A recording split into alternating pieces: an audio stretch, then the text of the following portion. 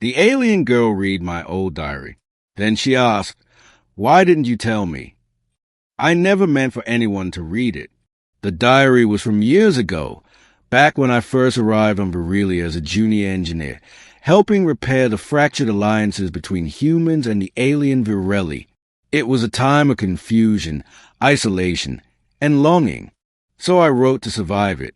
Pages of quiet thoughts. Words I never said out loud.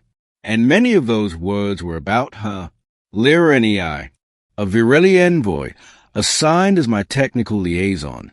Slender, graceful, skin like moonlight with faint bioluminescent veins that pulsed when she was curious or angry, or when she laughed. Her eyes glowed violet under low light, and her voice had a music to it, like she spoke in harmonics rather than words. Back then, I was intimidated by her, moved by her, fascinated, but I never said anything. So I wrote, and I kept the diary buried among old clothes in a locked drawer of my cabin. Until today. Your emotional coding is more complex than I anticipated, she said as she stood at my door, holding it in her hands. My diary. I apologize for accessing it. I stared at her in stunned silence, heart hammering. She looked down at it, then up at me again. But I had to know. You felt all this? And you never told me. I couldn't breathe. You read that? She nodded. You hit it poorly. I didn't think anyone. Why were you going through my stuff? Her glow pulsed a faint blue, Virelli for embarrassment. I was searching for a maintenance report you mentioned. It had fallen under your desk. I was attempting to retrieve it. The drawer came open. She paused. It was not locked. Yes, it was. I said.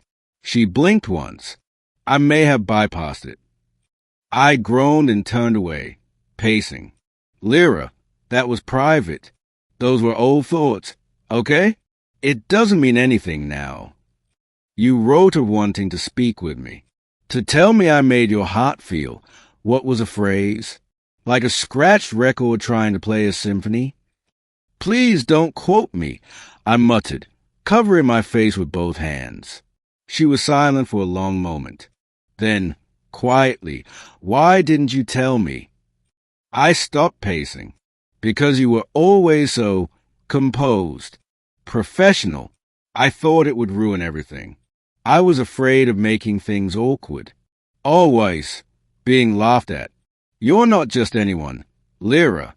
You're Virelli, diplomatic, refined, graceful. I was just a human repairman who couldn't keep his emotions in check. She tilted her head. You do not see how often I watched you when you worked. You do not know how your voice sounds when you hum quietly, or how your face changes when you explain something with excitement. My eyes widened.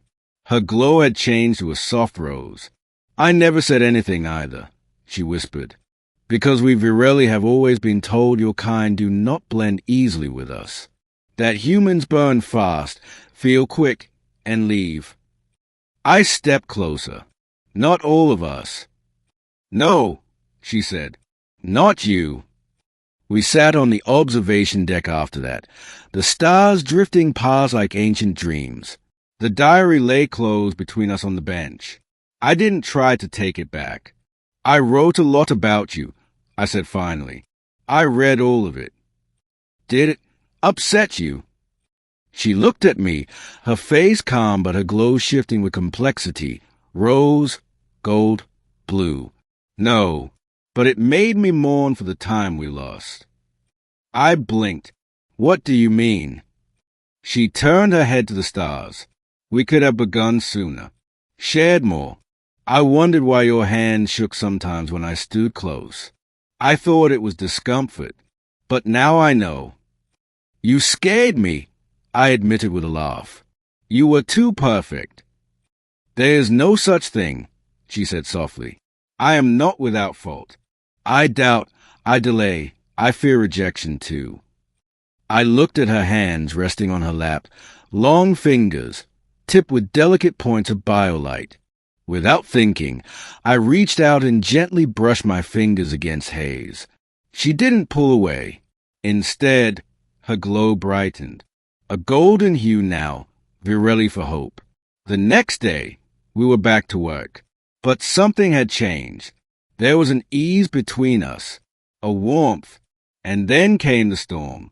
Literally, a plasma surge from Virelia's twin suns destabilized the orbit of the relay station we were fixing. Alarms blared. Systems overloaded.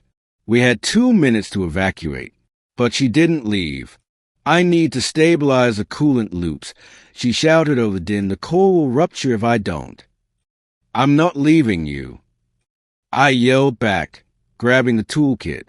Together, we worked in chaos, she directing, me wrenching and soldering with shaky hands. At the last moment, we sealed the system, and she slammed the override. The hum dropped, alarm quieted. We sat against the bulkhead, breathing hard. I thought I was going to lose you, I whispered. You nearly did, she replied. I turned to her. Lyra. She met my gaze. You can say it now. I hesitated. Then, I love you. Her glow surged, gold into rose into radiant white. She touched my cheek. I know. And she kissed me. The diary stayed on my desk from that day forward, no longer hidden.